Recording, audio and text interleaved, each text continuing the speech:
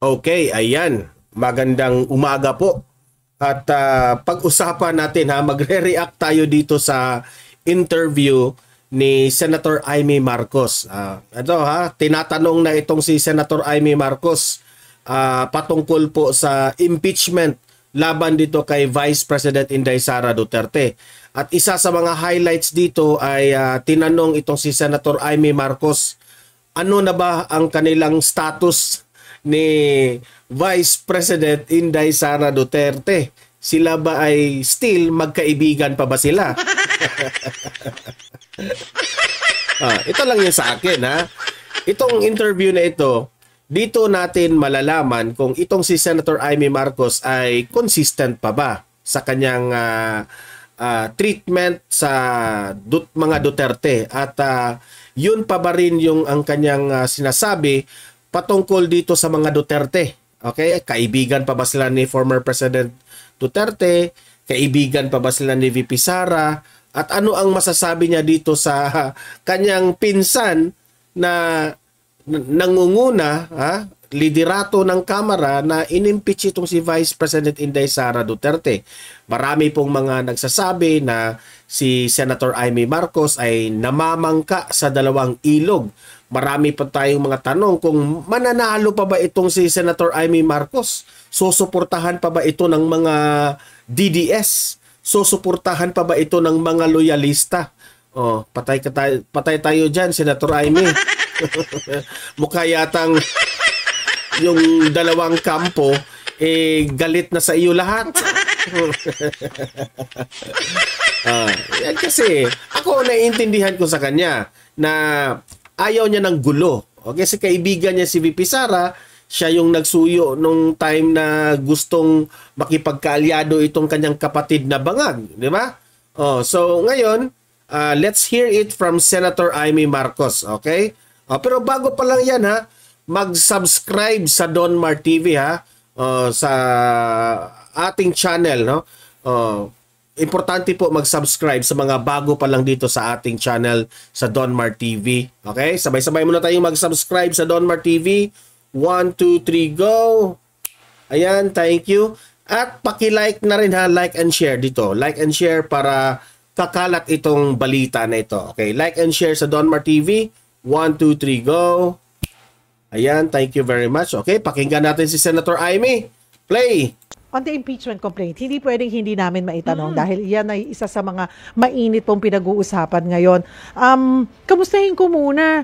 Ano na po ba talaga kayo ni VP Sara? Friendship okay over na ba? Or kalma lang, parang tahimik muna tayo. Wag munang Hindi, kaibigan ko naman yon. At saka talagang tinuturing ko malaking utang na loob kay Presidente Duterte.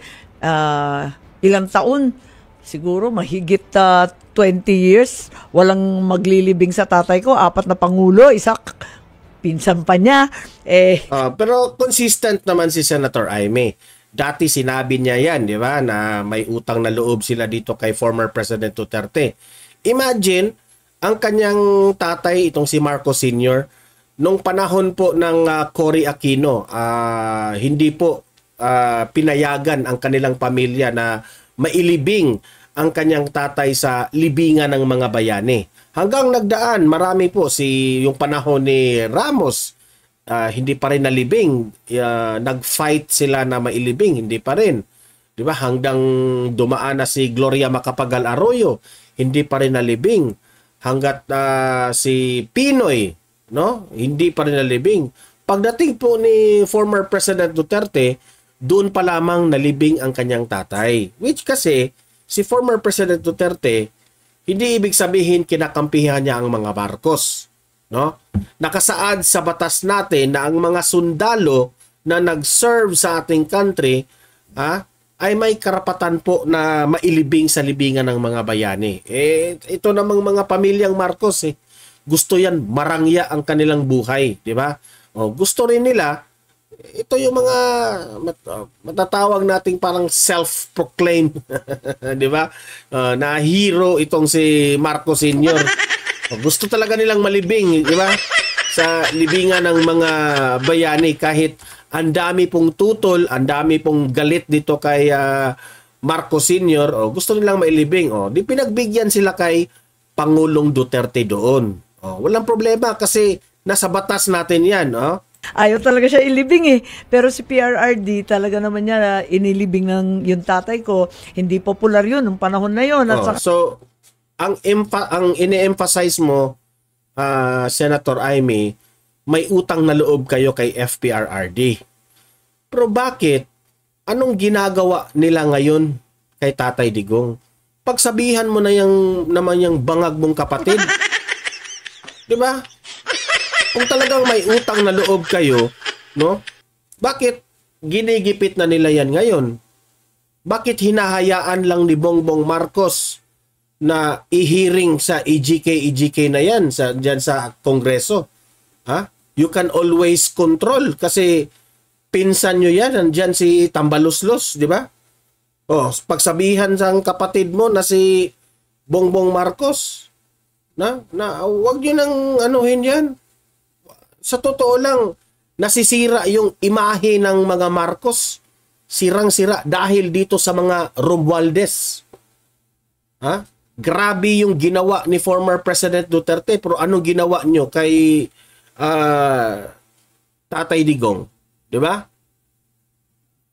Ang dami. Sirang-sira po ang pangalan ninyo sa panahon po ng nagdaan ng ilang mga presidente. Pero si Tatay Digong lang po ang nakapagbalik ng pangalan ng Marcos. Okay? So sana naman, ikaw Senator Amy, bilang kaibigan ni Tatay Digong, bilang kaibigan ni VP Sara, sana naman in-advisean mo si Bongbong Marcos. Kawawa yung mga Duterte ngayon, inaapi, ginigipit. Dahil lang sa pamumulitika. Dahil takot sila. Kapatid mo, takot yung si Tambaluslos na maging presidente si VP Sara sa 2028. Di ba? Wala kang ginawa, Senator Amy. Yun lang ang masasabi ko dyan. Ako bilang panganay, papasalamat talaga ako. Tapos, yun nga, yung... kung wala kang gagawin, pasalamat ka na lang pasalamat. Anong tawag namin sa inyo? Hindi manggagamit. Magagamit. Yun ang tingin ng tao sa inyo. Magiging tama yung sinabi ni VP Sara na ikaw ay manggagamit. Pagkatapos nyong gamitin, pagkatapos nyong gamitin, anong ginagawa nyo ngayon? Gusto nyo nang ipa-impeach? Kakahiya naman kayo. 2019, kinampanya ako ng bonggang-bongga, naging senador ako. Noong 2022, sinamahan ni VP Sara si Bongbong, kaya nanalo sila ng todo-todo. Kaya matindi rin ang utang na loob ko sa mga Duterte. Talagang aaminin ko at Ayun naman pala eh. Matindi yung utang na loob galing yan sa bibig mo. Matindi ang utang na loob mo pero wala kang ginawa ngayon. Hinahayaan mo lang si VP Sara na apak-apaka nila. Amy, ano na? Ano na? Manggagamit? Manggagamit? Mananatili yun. Kaya't, yun nga, yung sa impeachment, yung sa ICC, ayoko kasi ng gulo. Kaya sinabi ko, nako, lalabanan. Ayaw mo ng gulo. Kayo lang ang okay, pero si VP Sara hindi okay. Okay lang sa'yo yan. Ayusin mo. Kaya hanggang dulo, ayoko ng ganyan eh. Miski yung kay Bongbong, ayoko rin ng gulo. Ipagtatanggol ko yung kapatid ko kung mga destabilization, revolutionary. Wala namang gustong ma-destabilize yan eh. Dahil sa mga pinanggagawa ng kapatid mo, dahil sa pinanggagawa ng pinsan mo, galit ang taong bayan. Kaya ang panawagan ng taong bayan, Marcos resign. Nakabalik ang Marcos sa mundo ng politika sa bansang Pilipinas dahil kay Vice President Inday Sara Duterte. Ngayon, ginigipit nila. Wala kang ginawa. Wala kang ginawa sa kapatid mo. Wala kang ginawa sa pinsan mo. You always have the control na lapitan mo itong mga taong ito. Pero wala kang effort. Di syempre, sa tingin ko, si VP Sara magagalit rin sa iyo. Wala kang effort eh. Yung effort nyo lang, yung pagpaparitoke nyo siguro. Government, ano pa ba yun? BBM resign, kung ano-anong kalokohan. Paragay ko, aksaya lang ng panahon yan at pera. Madatong yan eh. Pagkatapos, mauubos ang lahat ng atensyon natin, hindi na tutumbukin yung presyo ng bigas, yung 60 kada kilo, makatarungan ba yan? Madadagdagan ba yan yung trabaho para sa ating mga kabataan? Abay, walang silbi yan. Dapat mag-IME solution tayo sa tunay na problema. With this, yung pong impeachment, ang sinasabi sa June na po yan. Pero sa tingin nyo po ay ano ba to, usaping political na? Ito ha, tinatanong si Senator Aimee sa impeachment ni VP Sara. Tingnan natin anong sagot niya. Lang, napopolitika na lang po. Well, palagay ko, ang June talaga kami magtatagpo ulit at nagtataka rin ako bakit naman pinadala sa aming gabing-gabi ng kahuli-hulihang araw ng sesyon. Samantalang pinag-uusapan na nila yung impeachment noong October 2023 pa. Tagal na yan di ba? Mainit na yung usapin na yan. Tapos final nila sa Kongreso 2 months ago, di obviously hindi siya urgent. So hindi karapat-dapat magkaroon ng special session tulad ng sinabi ni SP Cheese Escudero. Bakit mag-urgent ngayon? Hindi naman urgent. 2023 pa yan nakatenga. 2 buwan niyang iniintay. Huling-huling gabi. Tsaka lang padala. Di June na. Sa June na lang tayo magkikita-kita. So, hindi matutuloy pero sa June pa raw. Kasi busy kayo sa eleksyon eh. Kasi, alam ko naman yung strategy ng mga buwaya na yan eh. Gusto nila pagkatapos na ng eleksyon. Kasi kung ngayon yan, magawa ng special session for impeachment, talagang iinit yan. Iinit na nga ngayon eh. Nang nakita ng mga taong bayan kung sino yung pumirma. Nasira na yung mga pangalan ng mga kongresista. At yun ang ikakatalo nitong mga buwaya na ito. Deserve nyo yan. How much more kung mag-impeachment trial kayo, no? Ngayon, before the election, talagang iinit yung mga taong bayan diyan. May mga nakakausap po ako na kino-connect itong impeachment dito rin po sa issue ng budget insertions. May iba sinasabi para matabunan ng budget insertions na issue, eto, ipinush ang impeachment. Meron din nagsasabi talagang na connected. Magdududa ka sa timing nakakapunta ka yung timing. Tulad ng sinabi ko, lumang tugtugin na yan Kung bakit last 2 minutes. Diba? Yung datingan ni Aimee dito, no? Parang kinakampihan niya yung Senado. Kasi yung opinion ni Senator Aimee dito sa interview na ito, ganito rin ang opinion ng Senado. Okay? Na parang hindi po nakakatulong ang impeachment. Parang bakit ngayon? Okay, nagtataka ang Senado. Bakit ngayon lang? Bakit at the last day talaga? Ganon. Yun rin ang imahe ngayon ni Senator Aimee Marcos. 'Di ba? So, nasa taong bayan na 'yan kung sa tingin ninyo, maniniwala kayo sa kanya o totoo talagang ganyan ang ano niya? Parang kampi siya. Kampi siya dito kay VP Sara. Kayo nang humusga Kasi may iba-iba tayong pananaw sa kay Senator Aimee. Okay? Ayokong mangingialam sa opinion nyo patungkol kay Aimee. Basta ako, meron ako. Okay? Ayokong